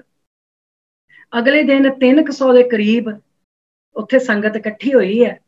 ਲੰਗਰ ਪਾਣੀ ਪ੍ਰਸ਼ਾਦਾ ਪਾਣੀ ਤਿਆਰ ਕੀਤਾ ਹੈ ਤੇ ਇਹਨਾਂ ਨੂੰ ਸਟੇਸ਼ਨ ਮਾਸਟਰ ਨੇ ਆਖਿਆ ਵੀ ਭਾਈ ਹੱਲੀ ਵੀ ਵਾਪਸ ਮੁੜ ਜਾਓ, ਇਹ ਟ੍ਰੇਨ ਇੱਥੇ ਨਹੀਂ ਜੇ ਰੁਕਣੀ। ਕਹਿਣ ਲੱਗੇ ਅਸੀਂ ਅਰਦਾਸ ਕਰਕੇ ਆਏ ਆ। ਧੰਨ ਸੀ ਉਹ ਸਿੱਖ, ਧੰਨ ਸੀ ਉਹਨਾਂ ਦੀ ਸਿੱਖੀ, ਧੰਨ ਸੀ ਉਹਨਾਂ ਦੀ ਅਰਦਾਸ, ਜਿਨ੍ਹਾਂ ਨੇ ਇੱਕ ਵਾਰੀ ਅਰਦਾਸ ਕਰ ਲਈ ਤੇ ਜੋ ਮਹਾਰਾਜ ਦੇ ਜੋ ਅਰਦਾਸ ਕਰ ਦਿੱਤੀ ਉਹ ਅਰਦਾਸ ਨੂੰ ਪੂਰਾ ਨਿਭਾਇਆ। ਅਸੀਂ ਤਾਂ 20 ਵਾਰੀ ਅਰਦਾਸਾਂ ਕਰਦੇ ਆ ਤੇ 20 ਵਾਰੀ ਅਰਦਾਸਾਂ ਆਪਣੀਆਂ ਬਦਲਦੇ ਆ। ਅਸੀਂ ਵੀ ਸਿੱਖਿਆ ਤੇ ਉਹ ਵੀ ਸਿੱਖ ਸੀ। ਫਿਰ ਇਹਨਾਂ ਨੇ ਜਦੋਂ ਉੱਥੇ ਲਾਈਨਾਂ ਦੇ ਉੱਤੇ ਬੈਠ ਗਏ ਨੇ, ਸਭ ਤੋਂ ਅੱਗੇ ਸਰਦਾਰ ਪ੍ਰਤਾਪ ਸਿੰਘ ਜੀ, ਸਰਦਾਰ ਕਰਮ ਸਿੰਘ ਜੀ ਹਣੀ, ਇਹਨਾਂ ਦੀਆਂ ਸਿੰਘਣੀਆਂ, ਮਗਰ ਨਾਲ ਲਾਈਨਾਂ ਦੇ ਉੱਤੇ ਪਟੜੀ ਦੇ ਉੱਤੇ ਹੋਰ ਸੰਗਤ ਬੈਠ ਗਈ ਹੈ। ਟ੍ਰੇਨ ਜਿਹੜੀ ਆ ਉਹ ਬਹੁਤ ਦੂਰੋਂ ਆਈ ਆ, ਉਹ ਵਿਸਲਾ ਮਾਰਦੀ ਆ ਰਹੀ ਆ, ਪਰ ਜਿਹੜੇ ਅਰਦਾਸ ਕਰਕੇ ਬੈਠੇ ਹੋਣ ਉਹ ਨਹੀਂ ਉੱਠਦੇ। ਉਹ ਕਹਿੰਦੇ ਅਸੀਂ ਨਹੀਂ ਉੱਠਣਾ, ਅਸੀਂ ਅਰਦਾਸ ਕਰਕੇ ਆਏ, ਅਸੀਂ ਗੁਰਮਤਾ ਕੀਤਾ ਹੈ। ਸਟੇਸ਼ਨ ਮਾਸਟਰ ਨੇ ਆ ਕੇ ਫੇਰ ਆਖਿਆ ਵੀ ਭਾਈ ਉੱਠ ਜਾਓ, ਟ੍ਰੇਨ ਨਹੀਂ ਜੇ ਰੁਕਣੀ। ਆਖਣ ਲੱਗੇ ਅਸੀਂ ਨਹੀਂ ਉੱਠਣਾ। ਜਦੋਂ ਨਹੀਂ ਉੱਠੇ ਨੇ ਤੇ ਟ੍ਰੇਨ ਆਖਰਕਾਰ ਰੁਕਦਿਆਂ ਰੁਕਦਿਆਂ ਰੁਕੂਗੀ, ਪਰ ਇਹ ਉੱਠਦੇ ਵੀ ਕਿਵੇਂ? ਇਹਨਾਂ ਦੇ ਉੱਤੇ ਥਾਪੜਾ ਸੀ ਉਸ ਅਕਾਲ ਪੁਰਖ ਮਹਾਰਾਜ ਦਾ। ਜਦੋਂ ਨਹੀਂ ਉੱਠੇ ਤੇ ਟ੍ਰੇਨ ਇੱਕਦਮ ਰੁਕਦਿਆਂ ਰੁਕਦਿਆਂ ਬ੍ਰੇਕ ਲੱਗਦਿਆਂ ਜਦੋਂ ਟ੍ਰੇਨ ਨੂੰ ਬ੍ਰੇਕ ਲੱਗੀ ਆ ਤੇ ਉਦੋਂ ਤੱਕ ਸਰਦਾਰ ਕਰਮ ਸਿੰਘ ਹਣੀ, ਸਰਦਾਰ ਪ੍ਰਤਾਪ ਸਿੰਘ ਹਣੀ ਤੇ ਹੋਰ 7 ਸਿੱਖ ਜਿਹੜੇ ਨੇ ਉਹ ਉੱਥੇ 7 ਸਿੱਖ ਜ਼ਖਮੀ ਹੋਏ ਨੇ ਬਹੁਤ ਬੁਰੀ ਹਾਲਤ 'ਚ, ਤੇ ਇਹ ਵੀ ਨਾਲ ਜ਼ਖਮੀ ਹੋ ਗਏ ਨੇ। ਸਰਦਾਰ ਕਰਮ ਸਿੰਘ ਹਣੀ ਤਾਂ ਥਾਂ ਤੇ ਹੀ ਉਹਨਾਂ ਨੇ ਆਪਣੇ ਸਵਾਸ ਛੱਡ ਦਿੱਤੇ। ਤੇ ਜਦੋਂ ਸੰਗਤ ਇਹਨਾਂ ਨੂੰ ਕੱਢਣ ਲੱਗੀ ਆ, ਲਾਈਨ ਤੋਂ ਚੁੱਕਣ ਲੱਗੀ ਆ ਸਰਦਾਰ ਪ੍ਰਤਾਪ ਸਿੰਘ ਹਣਾ ਨੂੰ, ਜਬਾੜਾ ਵੀ ਇਹਨਾਂ ਦਾ ਜਿਹੜਾ ਜ਼ਖਮੀ ਹੋ ਗਿਆ, ਪੂਰਾ ਟੁੱਟ ਗਿਆ, ਬਹੁਤ ਬੁਰੀ ਹਾਲਤ 'ਚ ਜ਼ਖਮੀ ਹੋ ਗਏ। ਇਹਨਾਂ ਆਖਿਆ ਮੈਨੂੰ ਨਾ ਕੱਢੋ, ਜੇ ਤੁਸੀਂ ਮੈਨੂੰ ਚੁੱਕ ਲਿਆ ਇਹਨਾਂ ਨੇ ਇੰਝ ਹੀ ਲੈ ਕੇ ਚੱਲ ਜਾਣਾ ਹੈ, ਟ੍ਰੇਨ ਫੇਰ ਤੁਰ ਪੈਣੀ ਆ ਤੇ ਮੇਰੇ ਜਿਹੜੇ ਸਾਡੇ ਭਰਾ ਨੇ ਉਹ ਭੁੱਖਣ ਭਾਣੇ ਚਲੇ ਜਾਣੇ। ਇਸ ਕਰਕੇ ਤੁਸੀਂ ਪਹਿਲਾਂ ਉਹਨਾਂ ਨੂੰ ਪ੍ਰਸ਼ਾਦਾ ਛਕਾਓ ਤੇ ਫਿਰ ਤੁਸੀਂ ਮੈਨੂੰ ਇੱਥੋਂ ਜਿਹੜਾ ਵਾ ਟ੍ਰੇਨ ਇੱਥੇ ਰੇਲ ਦੀ ਪਟੜੀ ਤੋਂ ਫਿਰ ਚੁੱਕਣਾ। ਸੋ ਸਿੱਖਾਂ ਨੂੰ ਪ੍ਰਸ਼ਾਦਾ ਛਕਾਇਆ ਗਿਆ, ਪ੍ਰਸ਼ਾਦਾ ਉਹਨਾਂ ਨੇ ਛਕਿਆ, ਫਿਰ ਇਹਨਾਂ ਨੂੰ ਚੁੱਕਿਆ ਗਿਆ, ਉੱਥੋਂ ਹਸਪਤਾਲ ਲੈ ਕੇ ਗਏ ਨੇ। ਤੇ ਹਸਪਤਾਲ ਜਿਸ ਵੇਲੇ ਲੈ ਕੇ ਗਏ ਨੇ, ਅਗਲੇ ਦਿਨ ਸਰਦਾਰ ਪ੍ਰਤਾਪ ਸਿੰਘ ਹਣਾ ਨੇ ਆਪਣੇ ਜਿਹੜੇ ਸਵਾਸ ਨੇ ਉਹ ਤਿਆਗੇ। ਫਿਰ ਇਸ ਕਰਕੇ ਦੇਖੋ ਜਿਹੜੇ ਇਸ ਤਰ੍ਹਾਂ ਦੇ ਸਿੱਖ ਹੋਏ ਨੇ, ਇਹਨਾਂ ਸਿੱਖਾਂ ਦਾ ਧੰਨ ਦਾ ਜੀਵਨ, ਧੰਨ ਦੇ ਸਿੱਖ ਜਿਨ੍ਹਾਂ ਨੇ ਆਪਣੀ ਅਰਦਾਸ ਕੀਤੀ ਤੇ ਉਸ ਅਰਦਾਸ ਨੂੰ ਨਿਭਾਇਆ। ਜਿਹੜਾ ਗੱਡੀ ਨੂੰ ਡਰਾਈਵਰ ਚਲਾ ਰਿਹਾ ਸੀ ਨਾ, ਅਰਾਈ ਕਰਕੇ ਉਹਦਾ ਨਾਮ ਆਉਂਦਾ ਹੈ, ਉਸ ਡਰਾਈਵਰ ਨੂੰ ਪੁੱਛਿਆ ਗਿਆ ਵੀ ਭਾਈ ਤੈਨੂੰ ਹੁਕਮ ਨਹੀਂ ਸੀ, ਤੂੰ ਗੱਡੀ ਰੋਕੀ ਕਿਉਂ? ਉਹ ਕਹਿਣ ਲੱਗਾ ਮੈਂ ਨਹੀਂ ਰੋਕੀ। ਕਹਿੰਦਾ ਯਕੀਨ ਮੰਨਿਓ ਵੀ ਮੈਂ ਗੱਡੀ ਨਹੀਂ ਰੋਕੀ। ਜਿਸ ਵੇਲੇ ਗੱਡੀ ਜਾ ਕੇ ਇਹਨਾਂ ਸਿੰਘਾਂ ਦੇ ਵਿੱਚ ਟਕਰਾਈ ਆ ਤੇ ਇਸ ਤਰ੍ਹਾਂ ਲੱਗਾ ਵੀ ਜਿਵੇਂ ਜਿਹੜੀ ਗੱਡੀ ਆ ਉਹ ਕਿਸੇ ਪਹਾੜ ਦੇ ਨਾਲ ਟਕਰਾ ਗਈ। ਵੀਰ ਜੀ ਪਲੀਜ਼ ਮਿਊਟ ਕਰ ਦਿਓ, ਕੋਈ ਜਾਣਾ ਸ਼ਾਇਦ ਅਨਮਿਊਟ ਹੋਏ ਨੇ।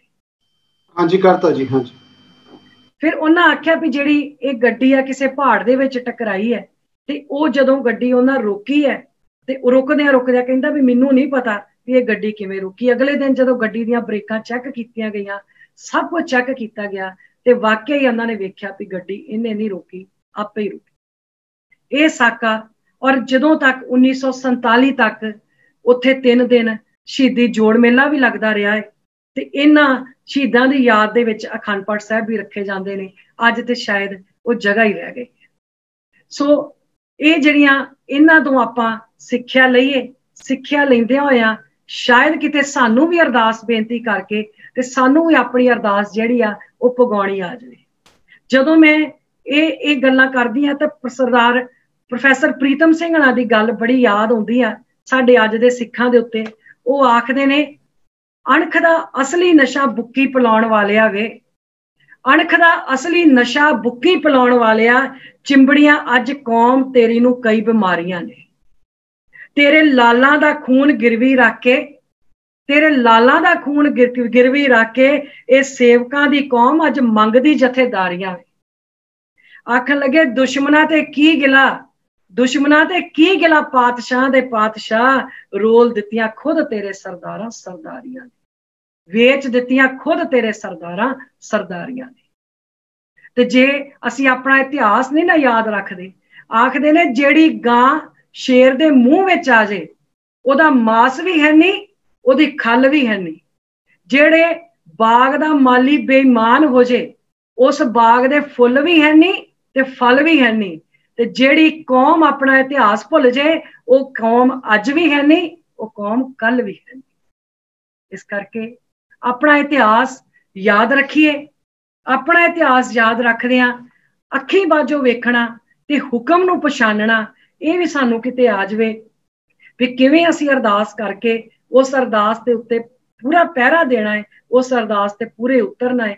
ते ये भी किते असीं इन्हां साखियां तो, इन्हां शहीदां दी यादां तो ये कुछ सीख सके। इन्नियां बेनतियां प्रवान, बहुत गलतियां होईयां होणगियां, भुल्लां चुक्कां दी खिमा।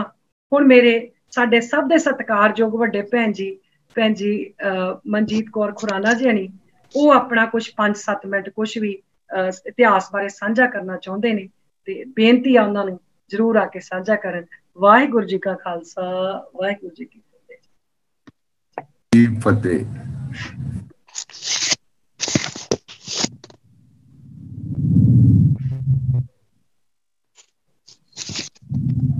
हाँ जी भैन जी मनजीत खुराना जी प्लीज कम फॉरवर्ड। हाँ जी, वाहिगुरू जी का खालसा, वाहिगुरू जी की फतेह। मनदीप कौर भैन जी ने बहुत ही वधिया सारा इतिहास सामने रख दिता है। सो मैं तो कुछ नहीं दस सकती, लेकिन थोड़ा जिहा ही दसांगी कि साडे जिहड़े शहीद होए ने 9 लाख होए ने। उन्हां दा सारियां दा नाम तो नहीं असीं दस सकते, लेकिन जिहड़े साडे बच्चे हैगे ने इन्हां नूं अपने शहीदां दे पिछोकड़ बारे, शहीदां दे इतिहास बारे कुछ भी नहीं पता है। पर मनदीप कौर भैन जी किन्ने सोहने ढंग दे नाल दसदे ने और उपराला भी करदे ने ताकि साडे बच्चिआं नूं ये सारे इतिहास बारे पता लग सके। सो मैं सारियां दा नाम तो नहीं लै सकदी, सिर्फ साडे बच्चिआं नूं पता है कि अरदास दे विच जिहड़े 3-4 आंदे ने, भाई मनी सिंह जी आ गए, सिंघनियां आ गईयां जां भाई तारू सिंह जी आ गए, चरखड़ियां दे चढ़े, लेकिन बाकी दे जिहड़े 9 लाख शहीद होए ने उन्हां बारे कुछ भी नहीं पता किसी नूं। सो असीं सब तो पहलां जिहड़े साडे शहीद होए सी ਉਹ ਸਨ ਗੁਰੂ ਅਰਜਨ ਦੇਵ ਜੀ। ਉਹਨਾਂ ਨੇ ਸ਼ਹੀਦ ਲਾਹੌਰ ਦੇ ਵਿੱਚ ਹੋਏ ਡੇਰਾ ਸਾਹਿਬ, ਔਰ ਦੂਸਰੇ ਜਿਹੜੇ ਸਾਡੇ ਸ਼ਹੀਦ ਹੋਏ ਨੇ ਸ਼੍ਰੀ ਗੁਰੂ ਤੇਗ ਬਹਾਦਰ ਸਾਹਿਬ ਜੀ, ਉਹ ਸਾਡੇ ਦਿੱਲੀ ਦੇ ਵਿੱਚ ਹੀ ਚਾਂਦਨੀ ਚੌਂਕ ਵਿੱਚ ਹੀ। ਇਸੇ ਤਰ੍ਹਾਂ ਇਹ ਤੇ ਹੋਏ ਨੇ ਸਾਡੇ ਗੁਰੂ। ਉਸ ਤੋਂ ਬਾਅਦ ਸਾਡੇ ਸਿੰਘ ਵੀ ਹੈ ਜਿਹੜੇ ਕਿ ਬਹੁਤ ਹੀ ਸ਼ਹੀਦ ਹੋਏ ਨੇ। ਉਹਨਾਂ ਵਿੱਚੋਂ ਸਭ ਤੋਂ ਪਹਿਲਾਂ ਜਿਹੜਾ ਸ਼ਹੀਦ ਹੋਇਆ ਉਹ ਗੁਰੂ ਨਾਨਕ ਦੇਵ ਜੀ ਦੇ ਸਮੇਂ ਤਾਰਾ ਪੋਪਟ ਸੀਗਾ, ਜਿਹੜੇ ਐਮਨਾਬਾਦ ਦੇ ਵਿੱਚ ਬਾਬਰ ਦੇ ਸਮੇਂ ਵਿੱਚ ਉਹਨਾਂ ਨੇ ਸ਼ਹੀਦ ਕੀਤਾ ਸੀਗਾ। ਦੂਸਰਾ ਸ਼੍ਰੀ ਗੁਰੂ ਗ੍ਰੰਥ ਸਾਹਿਬ ਦੇ ਵਿੱਚ ਜਿਹੜੇ ਸ਼ਹੀਦਾਂ ਦੇ ਨਾਮ ਆਏ ਨੇ ਉਹ ਹਨ ਭੱਟ ਕੀਰਤ ਜੀ ਅਤੇ ਭੱਟ ਮਥੁਰਾ ਜੀ। ਇਹ ਗੁਰੂ ਹਰਗੋਬਿੰਦ ਸਾਹਿਬ ਜੀ ਨੇ ਜਦੋਂ ਲੜਾਈਆਂ ਲੜੀਆਂ ਉਹਨਾਂ ਦੇ ਵਿੱਚ ਸ਼ਹੀਦ ਹੋਏ ਸਨ। ਔਰ ਇਸੇ ਤਰ੍ਹਾਂ 40 ਮੁਕਤੇ ਚਮਕੌਰ ਸਾਹਿਬ ਤੇ ਨਾਲੇ ਵੱਡੇ ਸਾਹਿਬਜ਼ਾਦੇ ਉਹ ਸ਼ਹੀਦ ਹੋਏ ਸਨ, ਤੇ 40 ਹੀ ਮੁਕਤੇ ਮੁਕਤਸਰ ਦੇ ਵੀ ਸ਼ਹੀਦ ਹੋਏ, ਜਿਹਨਾਂ ਨਾਲ ਮਾਈ ਭਾਗੋ ਜੀ ਵੀ ਸੀ। ਤੀਸਰੇ ਜਿਹੜੇ 40 ਮੁਕਤੇ ਹੋਏ ਹਨ ਉਹ ਲਾਹੌਰ ਦੇ ਵਿੱਚ ਹੋਏ ਹਨ। ਇਹਨਾਂ ਦੇ ਵਿੱਚੋਂ 7 ਭੱਟ ਵੀ ਸਨ, ਲੇਕਿਨ ਇਹਨਾਂ ਭੱਟਾਂ ਨੇ ਬਾਰੇ ਸਾਨੂੰ ਅਜੇ ਇੰਨਾ ਨਹੀਂ ਪਤਾ। 1711 ਜਾਂ 1712 ਦੇ ਈਸਵੀ ਦੇ ਵਿੱਚ ਇਹਨਾਂ ਨੂੰ ਸ਼ਹੀਦੀ ਕੀਤੀ ਔਰ ਬੜਾ ਹੀ ਕੋਹ ਕੇ ਇਹਨਾਂ ਨੂੰ ਸ਼ਹੀਦ ਕੀਤਾ ਗਿਆ ਹੈ। 40 ਟੋਏ ਇਹਨਾਂ ਨੇ ਪੁੱਟੇ ਜੰਗਲ ਦੇ ਵਿੱਚ, 40 ਹੀ ਸਿੱਖਾਂ ਨੂੰ ਉਹਨਾਂ ਦੇ ਉੱਪਰ ਖੜਾ ਕੀਤਾ ਗਿਆ। ਇਹਨਾਂ ਦੇ ਵਿੱਚੋਂ 7 ਭੱਟ ਸੀਗੇ ਜਿਹੜੇ ਨਾਲ ਉਹਨਾਂ ਦੇ ਨਾਲ ਸ਼ਹੀਦ ਹੋਏ ਹਨ। ਔਰ ਫਿਰ ਉਹਦੇ ਉੱਪਰ ਮਿੱਟੀ ਪਾ ਕੇ ਪਹਿਲਾਂ ਪੈਰਾਂ ਦੇ ਉੱਤੇ ਦੁਰਮਟ ਦੇ ਨਾਲ ਮਿੱਟੀ ਨੂੰ ਕੀਤਾ, ਫਿਰ ਗੋਡਿਆਂ ਤੱਕ ਮਿੱਟੀ ਆਈ, ਫਿਰ ਉੱਪਰ ਤੱਕ ਆਈ। ਇਸ ਤਰ੍ਹਾਂ ਕਰਕੇ ਇਹ ਮੁਗਲਾਂ ਨੇ ਇਹਨਾਂ ਨੂੰ ਸ਼ਹੀਦ ਕੀਤਾ, ਜਿਨ੍ਹਾਂ ਬਾਰੇ ਸਾਨੂੰ ਬਹੁਤ ਹੀ ਘੱਟ ਪਤਾ ਹੈ ਕਿ ਕਿਸ ਤਰ੍ਹਾਂ 40 ਮੁਕਤੇ ਲਾਹੌਰ ਦੇ ਵਿੱਚ ਸ਼ਹੀਦ ਕੀਤੇ ਗਏ ਨੇ।